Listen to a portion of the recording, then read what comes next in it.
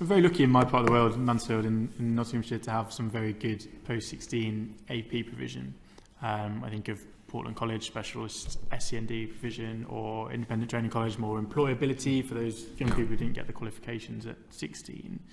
But a massive lack of capacity that has been touched on. And a real variety in terms of cost, in terms of between public and private providers and all of that. I wonder, from your experience, what that looks like across the country. Is there a real variety, as we've seen in so many areas across different inquiries, that different local authorities have made massively different decisions and priorities in that kind of area?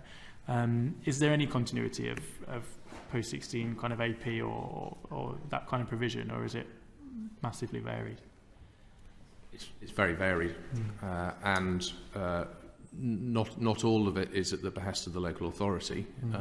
Sometimes it's how the school system has sort of shifted, and where the demand is.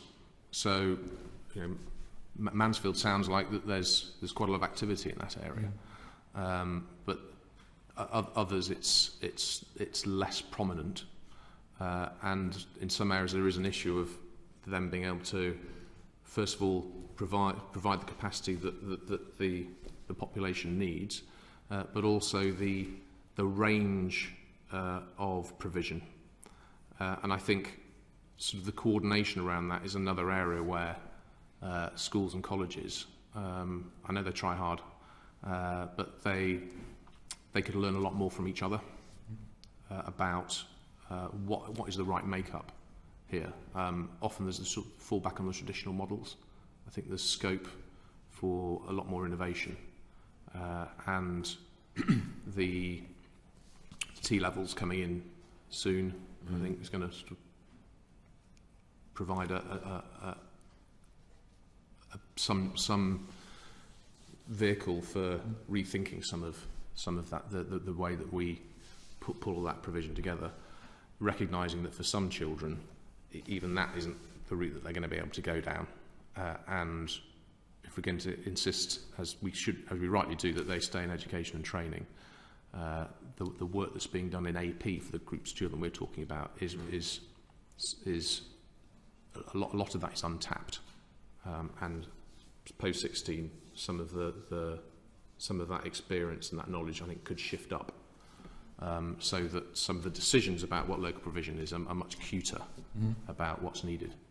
Yeah, I think that there is a lot certainly going on locally, and much needed, given we have massively high comparatively instances of SEND and of all the kind of behavioural issues, social challenges that we've been discussing all the way through. It makes me wonder that those places, and it's still true in Mansfield because we don't have the capacity within those systems to deal with everybody. The FE colleges, mainstream colleges, are asked more and more to find support from their existing budgets for people, whether it's pupils with SEN, and obviously if they go over 18, that's not funded from government EHCP plans. And also the kind of educational behavioural challenges and disadvantage. So you see SEN funding or AP support really within a college that comes from a disadvantage fund, or takes away from people's trying to achieve basic educational standards, for example. And we haven't specifically provided for that. I wonder, do you think there needs to be either, as Lucy touched on, the kind of statutory duty within an authority to say you must provide X, or do we need a duty or another way of looking at providing that support within colleges? Because one way or another, it seems like there's a very obvious gap. Yeah. I mean, at the moment, the government have got a consultation out on the way that SEN and AP is funded, which doesn't look specifically at the overall amount. I think that's for the spending review, from what I can ascertain. But it does start to open up a lot of the questions that you've just raised around how are we pulling this funding together so that we're creating the right mix of opportunities post-16 world. And a little bit like the question around whether we should have sort of AP units on site in mainstream schools, or whether we should have inclusion units.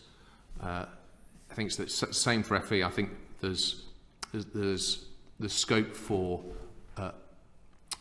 more specialism integrated within FE, but I think there will always be a need for something that sits outside of that, which FE may want to look at, as some do, commissioning themselves. And again, it's about their capacity to do that. So I don't think there's a sort of universality to it. I think a duty is, going back to sort of being pragmatic about these things, is what would it actually make things better? So I think for me there's that sort of initial need to establish whether FE, if it is going to be able to provide a greater variety of targeted support either within its own institution or through commissioning it elsewhere, whether that's something that can happen with, like I've suggested in this review, with the type of support that's suggested, whether there needs to be a greater look about the accountability that sits behind that.